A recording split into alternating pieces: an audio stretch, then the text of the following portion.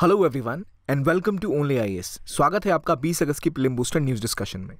आज का पहला इंपॉर्टेंट आर्टिकल बात करता है ग्रेट इंडियन बस्टर्ड के बारे में। ये एक प्रकार की चिड़िया है। इंडिया में कई तरह के बस्टर्ड स्पीसीज मिलते हैं। प्राइमरली 4 बस्टर्ड स्पीसीज मिलती हैं। उनमें से जो लार्जेस्ट है उसका नाम है ग्रेट इंडियन बस्टर्ड। नाम से क्लियर है, सबसे बड़ी होती है। रिसेंटली न्यूज़ में इसलिए आ रही है क्योंकि राजस्थान का जो डेजर्ट नेशनल पार्क है वहाँ पर देखा गया कि अगर एडिशनल प्रोटीन को खिलाया जाए डाइट में तो एक साथ दो एग्स को हैच कर रहे हैं सेम टाइम पे। तो इसलिए न्यूज़ में आया और हमारे पास मौका है इससे हम इसको रिवाइज करें। तो great Indian bustard is a flagship species. Flagship species कैसा है कि ये एक ऐसी स्पीसीज़ है जो अट्रैक्टिव है। जैसे हम कहते हैं ना, शेर है या फिर पोलर बियर है या टाइगर या चीता, ये ऐसे जानवर हैं जो देख के आपको लगेगा वाह कितने मैजेस्टिक एनिमल है, इनको तो बचाना चाहिए।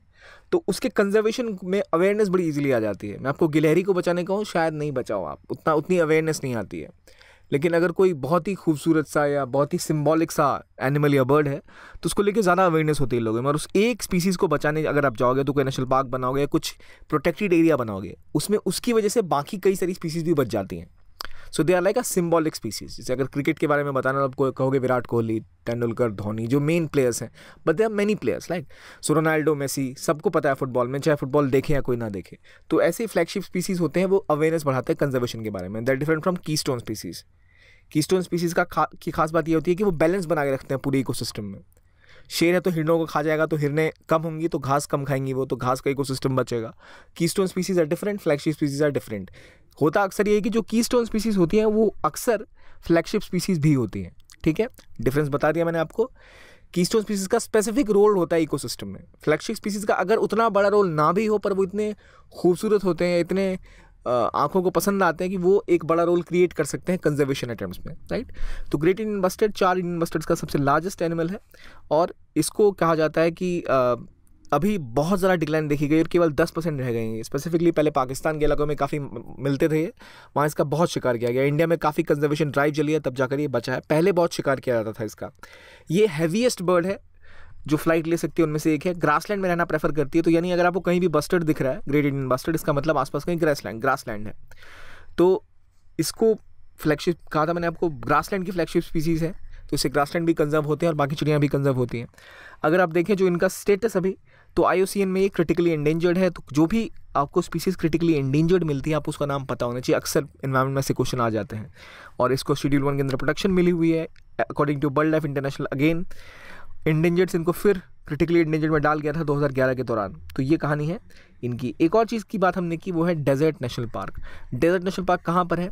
ये राजस्थान में है और बड़ा ही एक इम्पॉर्टेंट नेशनल पार्क है क्योंकि वन ऑफ द लार्जेस्ट है। अब इसके अलावा कौन सा आपको बड़ा लगता है? जैसे ये डेजर्ट है, एक और डेजर्ट इंडिया में है। ये तो थार की बात हो गई, इंडिया में एक और डेजर्ट है। It is called as hot desert, रेतीला। एक कोल्ड डेजर्ट है। कोल्ड डेजर्ट क्या होते हैं? जो ठंडे इलाके होते हैं उन्हें कहते हैं कोल्ड डेजर्ट। अगर आप लद्दाख की बात करें तो आप कह सकते हो कि वहाँ भी कोल्ड डेजर्ट है। सो ये जो पार्क है ये स्पेसिफिकली थार का डेजर्ट जो है उसके इकोसिस्टम के बारे में बताता है, जो कि 44% जो ड्यून्स है वो इस पार्क का पार्ट है। यहाँ पर आपको चिंकारा देखने को मिलती है, एक विशेष तौर की हिरण जो है। और ग्रेट इंडियन बस्टर्ड भी यहाँ काफ़ी अच्छी मात्रा में देखने को मिलती है। तो अगर आपसे पूछा जाए डेजर्ट नेशनल पार्क कहाँ है तो बेसिकली आप बता ही सकते हैं राजस्थान में होगा, डेजर्ट इंडिया में वहीं पर है। लेकिन कोल्ड डेजर्ट भी होते हैं। अगला क्वेश्चन देखते हैं जो पहले पूछा जा चुका है। कुछ प्रोटेक्टेड एरियाज दिए गए हैं, इनके बारे में पूछा जा रहा है कौन सी चीज़ें यहाँ स्पेशल रूप से मिलती हैं। तो जैसे आपको चिंकारा हिरण मैंने बोला, तो चिंकारा कहाँ मिलता है ये आप एसोसिएट कर लो। अगर आपने एसोसिएट किया तो क्वेश्चन आपसे इजीली बन जाएगा। वेल नोन कौन से करेक्टली मैच है? भितरकनिका उड़ीसा में जो है वहाँ salt water crocodile, Desert National Park Rajasthan, Great Indian Bustard. और इराविकुलम केरला में जो है वहाँ हुलॉक गिबॉन मिलते हैं। क्या आपको लगता है हुलॉक गिबॉन मिलते होंगे इराविकुलम में? देखिए अगर आप जनरली भी दिमाग दौड़ाना तो हुलॉक गिबॉन यहाँ नहीं मिलते हैं। हुलॉक गिबॉन नॉर्थ ईस्ट में मिलते हैं और मेजरली असम और कुछ अरुणाचल प्रदेश के एरियाज़ में मिलते हैं। तो ये क्वेश्चन तो सीधा सीधा गलत है। देखिए कन्फ्यूजन आपको क्लैरिटी के लिए अच्छा है कि ये एक स्पीसीज़ जो आपको दिख रही है वो किस रीजन में ज़्यादा मिलती है, इसका अंदाज़ा लगा लो, चीज़ें सॉल्व हो जाएंगी। अगर यहाँ पे डेजर्ट नेशनल पार्क में ग्रेट इंडियन बस्टर्ड दिया हुआ है तो आपको पता ये सही है, अभी हमने पढ़ा भी है। लेकिन अगर मैं आपको कोई ऐसा डेजर्ट बताऊँ या ऐसा कोई पार्क बताऊँ जो नॉर्थ ईस्ट में है या फिर वेस्टर्न घाट्स के पास है तो आप इजीली एलिमिनेट कर पाओगे। अगर यहाँ के अलावा कहीं और भी मिलता आसपास तो गुजरात में मिल सकता था, ठीक है, जहाँ ग्रासलैंड आसपास है, या फिर मध्य प्रदेश तक मान लो अगर मिलता तो आप वहाँ से, अगर आपको नहीं पता तो आप उसको एलिमिनेट ऐसे कर सकते हो कि चलो नॉर्थ ईस्ट का तो हो ही नहीं सकता कभी ये। तो हुलॉक गिबॉन देखते ही आपको पता लग जाना चाहिए कि नहीं, साउथ का तो नहीं है, ये नॉर्थ ईस्ट का है। तो अगर ये ऑप्शन यहाँ पे अरुणाचल के बजाय अगर मैं मणिपुर वगैरह देखता तो मैं भी कंफ्यूज हो जाता, लेकिन बहुत इजी ऑप्शन था, ये यहाँ कट हो जाएगा। हमें पता ही है कि ग्रेट इंडियन बस्टर्ड यहाँ मिलता है डेजर्ट नेशनल पार्क में, और भितरकनिका उड़ीसा में जो है, यहाँ खास तौर पे सॉल्ट वाटर क्रोकोडाइल की बहुत बड़ी पॉपुलेशन देखी जाती है। तो 1 and 2 is correct, which is B, which is your answer.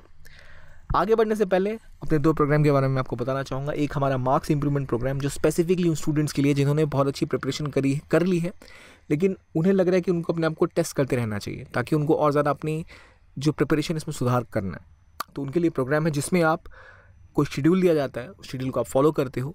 Weekend पे टेस्ट होता है जिसमें प्रीलिम्स और मेंस दोनों का टेस्ट होता है। आपकी मेंस की कॉपी इवैल्यूएट होती है, हर हफ्ते आप टेस्ट लिखते हैं, और अगर आपको लगता है कि आपको फीडबैक चाहिए तो उसके बाद आप मेंटरशिप भी उसमें ले सकते हैं। और अगर आप बहुत बेसिक लेवल से प्रिपरेशन करना चाहते हैं, शुरुआती स्तर से लेकर टॉप तक आप अच्छे से प्रिपेयर करना चाहते हैं, तो आपके लिए हमारा यूपीएससी फाउंडेशन कोर्स है प्रारंभ, जो ऑनलाइन ऑफलाइन दोनों उपलब्ध है। हमारा MIP प्रोग्राम भी आपको ऑनलाइन ऑफलाइन दोनों ही उपलब्ध होगा। तो इन दोनों कोर्सेज को आप देख सकते हैं अगर आप इंटरेस्टेड हैं तो। डिटेल्स आपको हमारी वेबसाइट पर और फ़ोन नंबर्स पर मिल जाएंगी। अगला आर्टिकल गोदावरी रिवर के बारे में है। गोदावरी रिवर भी फ्लड लेवल के पास बह रही है। और गोदावरी कहाँ बहती है, एक तो पहले ये बताओ मुझे। पेनिनसुला के रीजन में बहती है और एक वाटर स्केयर रीजन में बह रही है, महाराष्ट्र के पास। कहाँ से निकलती है, तो त्र्यंबकेश्वर नासिक से निकलती है। कुछ दिन पहले हमने महानदी के बारे में बात की थी, आपको याद है महानदी कहाँ से निकलती है?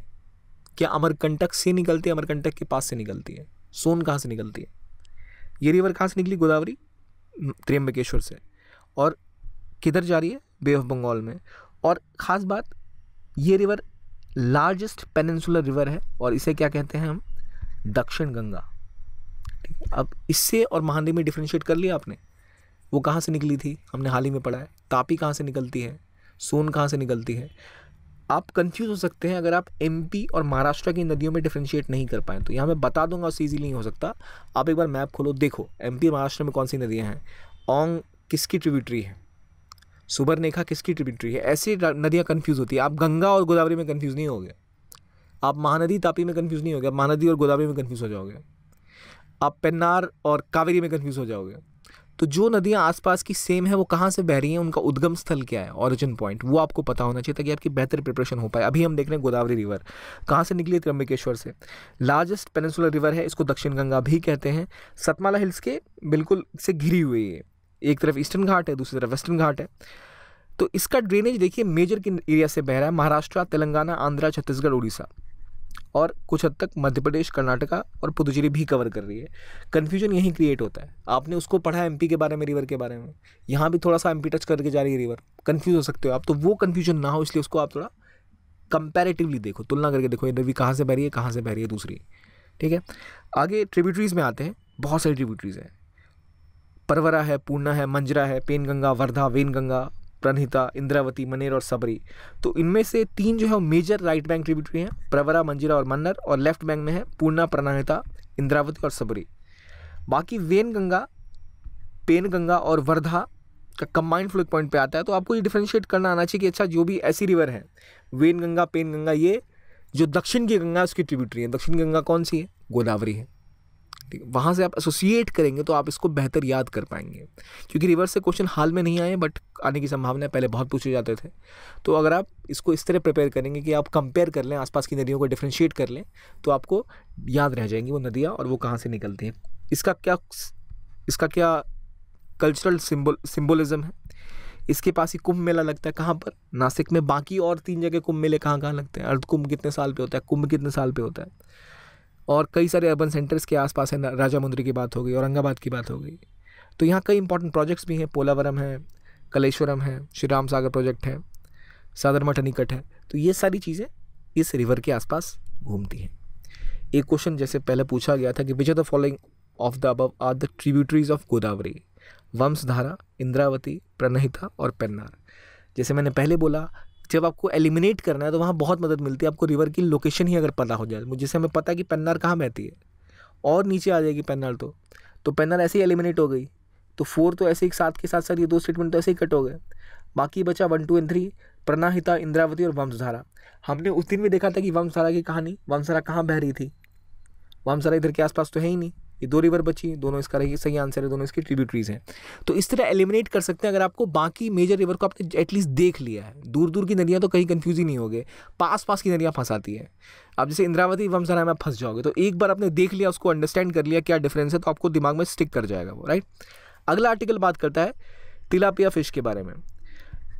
बात बहुत दिनों से चल रही है ब्लू रेवोल्यूशन लाने की। क्या है ब्लू रेवोल्यूशन? इसके लिए हमने ब्लू बॉन्ड्स की बात करी। What is blue revolution? ये ब्लू रेवोल्यूशन लाने की बात की है, टेक्नोलॉजिकल बोर्ड जो है वो सेटअप किया गया था under department of science DST के अंदर, और पहला इंडिया का एक्वा कल्चर प्रोजेक्ट शुरू हुआ through the help of Israeli technology for production of tilapia fish.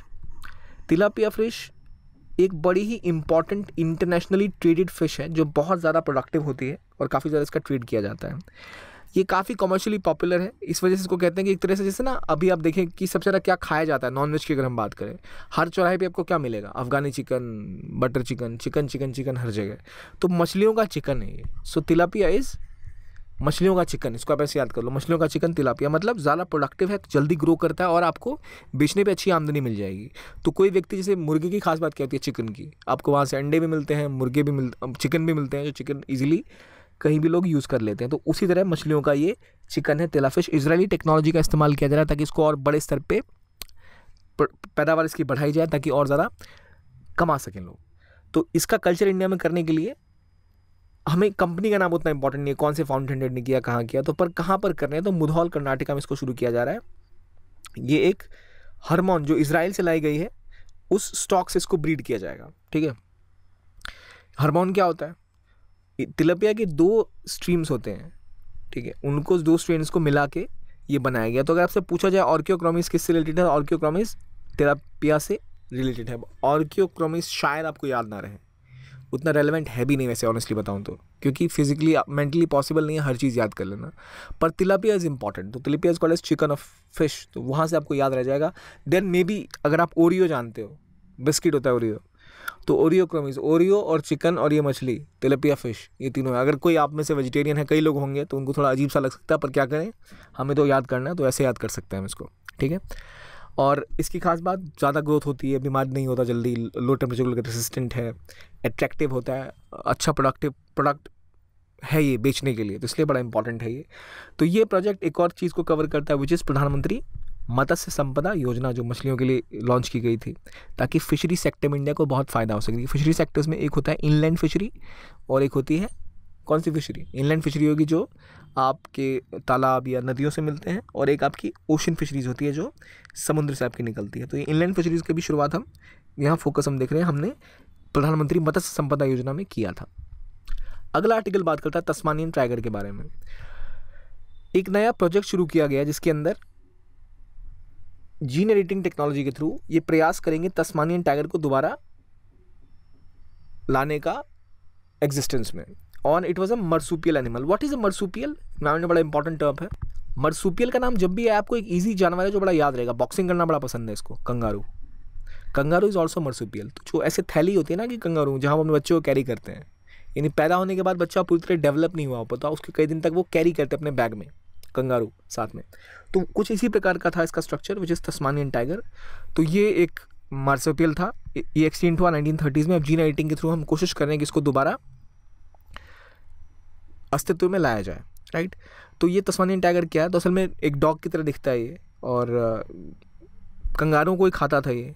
तो यानी एक मर्सूपियल है जो दूसरे मर्सूपियल्स को खा लेता था, स्मॉल रोडेंट्स और बर्ड्स को खाता था। तो 1930 में ही जा चुका है, दुनिया से एक्सटिंक्ट है।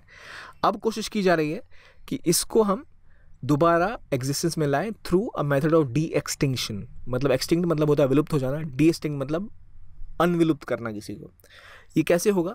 ये क्यों किया जाएगा? पहली बात, ताकि इकोलॉजिकल डाइवर्सिटी दोबारा बढ़ जाए। और हर जानवर का एक रोल रहता है इकोसिस्टम में, हर प्राणी का एक रोल रहता है, हर जीव का एक रोल रहता है। तो उसको अगर हम कर पाए तो जो बायोडाइवर्सिटी का लॉस है क्लाइमेट चेंज में जो बड़ा रोल इसका रहा है वो शायद कंट्रोल हो पाए। तो क्लोनिंग की जाती है, जीनोम एडिटिंग की जाती है, सेलेक्टिव ब्रीडिंग की जाती है एनिमल्स की, ताकि उस जीन से हम क्रिएट कर पाएँ इसको। एक अभी तक पायरेनियन आइबेक्स नाम का जो स्पेनिश आइबेक्स था, ये पहला एक्सटिंक्ट एनिमल था जिसको दोबारा जीन एडिटिंग के थ्रू बनाया गया, which is somatic cell transfer के थ्रू। लेकिन कुछ मिनटों बाद ही मृत्यु हो गई उसकी एक लंग डिफेक्ट से। पर अभी कोशिश की जा रही है तस्मानियन टाइगर को दोबारा एग्जिस्टेंस में लाने की। अगला टॉपिक बात करता है एक डॉन के बारे में। ये ऐसा डॉन है जो कि बहुत ख़तरनाक है, और it's a shark, basically it's a don shark. तो मेगालोडॉन शार्क की खास बात ये कि काट काट के वेल को भी खा जाता है। कहा जाता है कि ये भी एक्सटिंक्ट स्पीसीज़ है और कई हज़ारों साल पहले हुआ करती थी, और ये इतनी ताकतवर हुआ करती थी। सबसे बड़ी शार्क आज तक की जो एक्सिस्ट करती हैं वो थी जो कि वेल को भी खा जाते थे। तो ये भी न्यूज़ में रहे। तो मेगालोडॉन क्या है? एक शार्क है जो वेल तक को खा जाती है, दुनिया की सबसे बड़ी शार्क जो एक्सटिंक्ट हो चुकी है। तो अब 2-3 एक्सटिंक्ट चीज़ों की हमने बात कर ली आज, राइट। आइबेक्स की बात कर ली, और किसकी बात करी हमने आइबेक्स के अलावा? अभी क्या था? Tasmanian tiger. अब हमने बात करनी मेगालोडॉन के बारे में। तो ये डॉन भाई साहब इज़ अ शार्क, और 10 हाथियों के बराबर इनका वेट हुआ करता था। आज की शार्क से बड़ी होती थी, माइग्रेट कर जाती थी। डिटेल हमारे लिए इंपॉर्टेंट नहीं है, but what is megalodon, what it is, क्या कैपेसिटी थी इसकी, ये हमें पता लग गया। हाथियों से भी बहुत बड़ी साइज़ की होती थी, मिलियंस ऑफ ईयर पहले पाई जाती थी। पहले की कुछ भी चीज़ बड़ी लंबी चौड़ी होती है। अब बात आती है निदान पोर्टल की। इंडिया का पहला निदान पोर्टल खोला गया ताकि जो नार्को ऑफेंडर्स हैं वो पकड़े जा सके। तो इस पोर्टल में क्या होगा कि जितने भी नार्कोटिक्स का डेटा है, किसी अरेस्ट के बारे में हुआ, कहीं किसी चीज़ के बारे में हुआ, उसको एक जगह कोऑर्डिनेट किया जाएगा। और ये जो inter operable criminal justice system है और जो ई प्रिजन है, ताकि एक ऐसा पोर्टल होगा जहां अब मान लो किसी एक राज्य में किसी को किसी चीज़ में पकड़ा गया और कोर्ट का कोई ऑर्डर आया, या कोई जेल में था, या कोई फोरेंसिक रिपोर्ट में पता लगा कि कोई व्यक्ति है जो इस तरह के काम करता है नार्कोटिक्स का, वो किसी और राज्य में गया, वहाँ उसको ऐसे कहीं पे ऐसे ही पकड़ा पुलिस ने, किसी और पूछताछ के दौरान उन्हें शक हुआ, पर उनके पास डेटा नहीं है, एक जगह एकत्रित नहीं है फोरेंसिक्स की जानकारी या कोई ट्रैक रिकॉर्ड, तो क्रिमिनल को आप ट्रैक नहीं कर सकते। तो निदान पोर्टल कोशिश करेगा कि नार्कोटिक्स में जो लोग भी फंसे हुए हैं, जो ऑफेंडर्स हैं, फंसे हुए नहीं मतलब जो लोग ऐसा काम करते हैं, उनका सारा डेटा एक जगह एकत्रित हो पाए ताकि पुलिस इसका सही से इस्तेमाल कर पाए। हमने बात करी निदान की, अभी PYQ भी सॉल्व करेंगे, पर बताइए निदान नाम की कोई और स्कीम भी इंडिया में? निदान एक स्कीम थी, शायद उड़ीसा गवर्नमेंट की थी, जो फ्री डायग्नोसिस में हेल्प करती है। किसी को अगर डायग्नोस कराना फ्री में करा सकते हो। और ई सहाय, और इसी प्रकार एक सहाय स्कीम थी जो डायलिसिस के लिए थी। तो वहाँ एक स्कीम निदान थी। ये निदान किस लिए है? ये निदान है कि जो नार्कोटिक्स को ऑफेंडर्स है उनको पकड़ के जेल में डालो, निदान करो इस समस्या का। अब देखते हैं एक क्वेश्चन जिससे मिलता जुलता पहले आया है। In India it is legally mandatory for which of the following to report on cyber security incident? Service provider, data centre, body corporate. बताइए सही आंसर क्या होगा? लीगली मैंडेटरी किसके ऊपर होगा? जनरली भी सोचो भाई कोई सर्विस दे रहा है और वहाँ कुछ नहीं पता लगा, ऐसा कुछ सिक्योरिटी में गड़बड़ होती है, उसको पता नहीं चाहिए। डेटा सेंटर में ही सारा डेटा रहता है, उनको अगर पता लगा उनकी कुछ गड़बड़ हो रही है उनको पता करना ही चाहिए। और बॉडी कॉर्पोरेट तो ऑब्वियसली सबसे बड़ी बॉडी है। तो ये तीनों ही ऑब्वियसली रिपोर्ट करेंगे साइबर सिक्योरिटी इंसिडेंट्स पे। तो it is easier to solve which is D 1, 2 and 3। यहाँ पर आप कॉमन सेंस लगाते तो क्वेश्चन आपका बन जाता। आगे देखते हैं कामाख्या टेम्पल के बारे में। कामाख्या टेम्पल कहाँ पर है भाई? कामाख्या टेम्पल असम में, गुवाहाटी में। यहाँ पर एक नया रोपवे बनाया गया है, बनाने की बात चल रही है रेलवे के द्वारा, रेलवे स्टेशन से लेके कामाख्या टेम्पल तक। तो ये न्यूज़ में आ गया। कामाख्या का टेम्पल फेमस है तंत्र के लिए, और यहाँ पर इसकी लोकेशन जो हमारे लिए इंपॉर्टेंट होती है, तो वो कहाँ पर है? तो कामाख्या मंदिर पहले क्या है? कामाख्या मंदिर से शक्तिपीठ, भारत में 51 शक्तिपीठ से one of the most important शक्तिपीठ है कामाख्या टेम्पल। नीलाचल हिल के पास है। तो आपको पूछ लिया नीलाचल हिल कहाँ पर है, तो आप कन्फ्यूज हो। नीलाचल हिल को आप नीचे साउथ इंडिया में लेके नहीं चले जाएं, असम में है, जिसके पास कामाख्या मंदिर है। यहाँ पर इसकी तंत्र शक्तिज्म कल्ट का मेन सेंटर है इंडिया का यही। और यहाँ पर एक फेमस अम्बु बच्ची मेला होता है जहाँ पर मनसा पूजा की जाती है, जो कि तंत्र विद्या के लिए, तंत्र पूजा के लिए प्रमुख रूप से फेमस है। इस टेम्पल का जो आर्किटेक्चर है वो बहुत विशिष्ट है, क्योंकि 2 स्टाइल को मिलाकर है, एक नगर और मुगल। तो नगर स्टाइल जो हुआ करता था जिसमें आप अमलक, कलश या गर्भगृह देखते थे, वो मुगल जो आर्किटेक्चर था, दोनों का मिक्सचर है इसमें। तो ये अनयूजुअल कॉम्बिनेशन है। तो कहाँ पर हमें मुगल आर्किटेक्चर प्लस नगर स्टाइल का मिक्स देखने को मिलता है, विच इज़ योर कामाख्या मंदिर। कहाँ पर तांत्रिक शक्तिज्म का कल्ट है इंडिया में, जहाँ उसका सबसे इंपॉर्टेंट लोकेशन है वो है आपका कामाख्या टेम्पल। कहाँ पर सिचुएटेड है? असम में। इसके पास कौन सा हिल्स है, मैंने अभी बताया था, ये बताओ मुझे आप। तो ये इंपॉर्टेंट है। और क्या है ये? शक्तिपीठ, इंडिया के एक इंपॉर्टेंट शक्तिपीठ है। और ये क्यों ये एक नए स्टाइल से बना था? क्योंकि एक नया ट्रांसग्रेशन हुआ था दरंगराज वंशावली में, जिसका कंपाइलेशन है, एक तरह का नया ट्रेडिशन शुरू हुआ था, जिसकी वजह से कामाख्या टेम्पल का नया एक आर्किटेक्चरल स्टाइल आता है। ठीक है, अगला आर्टिकल बात करते हैं इंडियन पोर्ट बिल 2022 के बारे में, जो ड्राफ्ट फेज में है। ये ड्राफ्ट किया गया है ताकि पोर्ट्स को लेके जो नए नियम है वो बदले जा सकें। अभी जो बिल है वो है 1908 का इंडिया पोर्ट्स एक्ट। अब पोर्ट्स के एक्ट को अमेंड किया जाएगा ताकि जो पोल्यूशन है पोर्ट पे वो कंट्रोल किया जा सके। नॉर्मली आपको पता है पोर्ट पे इतने शिप्स लगेंगे तो कितना ज़रा वो पोल्यूशन फैलाते होंगे। इंडिया के कई सारे इंटरनेशनल एग्रीमेंट इंडिया ने साइन किए जिसको लेकर इंडिया को इंश्योर करना पड़ेगा कि पॉल्यूशन चेक में रहे। उसको चेक में रखने के लिए ही ये नए बिल्स शुरू किए गए हैं। इसके थ्रू ये जो स्टेट मैरीटाइम बोर्ड्स हैं इनको इस्टेब्लिश करेगा, उनको पावरफुल बनाएगा ताकि वो ढंग से एडमिनिस्टर कर सके, और ताकि जो नॉन मेजर पोर्ट्स हैं उनके लिए तो सुविधाएं भी होती है, जो मेजर पोर्ट नहीं है वहाँ तो कोई देखने वाला नहीं है, तो उन सबको भी ढंग से कंट्रोल किया जा सके। एक यूटिलाइजेशन हो सके इंडिया की कोस्ट लाइन का, जो इतनी बड़ी कोस्ट लाइन है वहाँ पर अगर कोई दुर्घटना हो जाती है या कोई समस्या हो जाती है तो आपको पहले ये डिसाइड करना होगा किसके जुडिशरी के अंदर आता है वो, क्या ये वहाँ के लोकल एडमिनिस्ट्रेशन के अंदर आएगी या फिर इसको पोर्ट्स अथॉरिटी देखेगी। तो वो उन सबको क्लियर करने के लिए ये अभी ड्राफ्ट बिल आने वाला है। पोर्ट्स क्यों इंपॉर्टेंट होते हैं? इंडिया का 7500 किलोमीटर का एक कोस्ट लाइन है जो कि नेविगेबल है, स्ट्रेटेजिकली इंपॉर्टेंट है और ट्रेड का इंपॉर्टेंट रूट है, इसलिए बड़ा ही महत्वपूर्ण होता है किसी भी देश के लिए वहाँ के पोर्ट्स को डेवलप करना, ताकि वहाँ से मेजर ट्रेड सेंटर्स आपके बनते हैं। और आपको अक्सर दिखेगा जहाँ भी पोर्ट होता है वो इलाके अच्छे से डेवलप्ड होते हैं और 95% का जो इंडिया का ट्रेड का वॉल्यूम है वो यहीं से जाता है। तो इसलिए आपका जहाँ से 95% ऑफ ट्रेड का वॉल्यूम मूव कर रहा है उसकी सेफ्टी, सिक्योरिटी, पॉल्यूशन चेक और मेंटेनेंस बड़ा इंपॉर्टेंट काम है। इसी पे फोकस करने के लिए नया ड्राफ्ट अभी इंडियन पोर्ट्स बिल आया है। जब ये पास होगा तो हम इसको दोबारा रिव्यू करेंगे। अगला आर्टिकल मड होल हाउंड्स के बारे में है। मड होल हाउंड्स एक तरह के डॉग्स होते हैं जिनको बोला जा रहा है कि वो इंक्लूड किए जा सकते हैं एसपीजी में, स्पेशल प्रोटेक्शन ग्रुप में, क्योंकि एक बड़ी शातिर इन्हें कहा जाता है। ये डॉग की ब्रीड है, ये कर्नाटक और महाराष्ट्र के बीच के रीजन से आते हैं। कहा जाता है कि छत्रपति शिवाजी की आर्मी में भी ये एक इम्पॉर्टेंट रोल निभाते थे, उनको ट्रेन किया जाता था और अब जाके मुढौल को यहाँ भी कोशिश की जा रही है ऐड करने की। इनका नाम कहाँ से पड़ा भाई? तो जो किंग थे मालोजीराव घोरपड़े, इन्होंने एक पेयर दिया था इंग्लैंड के राजा जॉर्ज V को। जब वो यूके गए थे तो उन्होंने इसका नाम रख दिया था मड होल हाउंड्स। मड जैसी जगह से निकले, उनका नाम हाउंड्स रख दिया। छोटे सर होते हैं इनके और बहुत पावरफुल बॉडीज़ होती है छोटे होने के बावजूद, और काफ़ी टॉल हाइट के होते हैं। ये है, किसकी बात कर रहा हूँ मैं? मड होल हाउंड्स की। यहाँ पर ऊपर क्या लिखा हुआ है? मेगलोडोन। गलती है, पर मेगलोडोन क्या था भाई? वेल थी, शार्क थी? क्या खासियत थी मेगलोडोन की, बताइए मुझे। ठीक है, अब ज़रा देखिए क्वेश्चन। खराई कैमल के बारे में क्वेश्चन पूछा गया था। इंडिया में पाई जाती है। It's a camel which is capable of swimming up to 3 kilometres in sea water. It survives by grazing on mangroves. It lives in wild and can't be domesticated. इनमें से करेक्ट आंसर बताना है। ये breed कहाँ मिलती थी कराई camel की? 3 किलोमीटर तक सी वाटर में कैपेबल है स्विम करने का। मैंग्रोव्स खा के जी लेता है क्या? सी वाटर के पास जो रहेगा वहाँ पे मैंग्रोव्स उन्हें मिल सकते हैं, तो अगर वो उसको खाता है तो ज़रा बेटर हो सकता है उस कैमल के लिए या उस जानवर के लिए। तो अगर आपको ढंग से पता है तो 1 और 2 इज़ द करेक्ट आंसर। और ये वाइल्ड में नहीं रहता था, डोमेस्टिकेट किया सकता था और किया ही जाता है। तो ये इंडिया की इस ब्रीड की यूनिकनेस थी, विच इज़ खराई कैमल। मुश्किल हो सकता है अगर आपने इसके बारे में नहीं पढ़ा है तो। इसलिए जब आपको ऐसी न्यूज़ में टॉपिक मिले मेगलोडोन या मड होल हाउंड्स, तो याद रखिए किस चीज़ की स्पीसीज़ है, कहाँ रहती है, क्या काम करती है। अपने एनएसजी में जोड़ने की एसपीजी में जोड़ने की बात की जा रही है तो थोड़ा न्यूज़ में आ गया टॉपिक। अब चेक करते हैं आपको कितना याद है असल में, कितना आपने आज सही आंसर करते हैं आप। डेजर्ट नेशनल पार्क चिंकारा और the Indian gazelle is common antelope of this region. Godavari river की ट्रिब्यूटरी है वंशधारा, इंद्रावती, प्रणहिता, पेन्नार। निदान पोर्टल एनसीबी ने डेवलप किया है। IUCN का स्टेटस है क्रिटिकली एंडेंजर्ड। तस्मानियन टाइगर का कामाख्या टेम्पल है तमिलनाडु में। आई होप बहुत बेसिक से क्वेश्चन आपने सबको सही किया होगा। तो आज के टॉपिक के लिए इतना ही। देखने के लिए बहुत बहुत धन्यवाद। Thank you very much and keep on watching only IAS।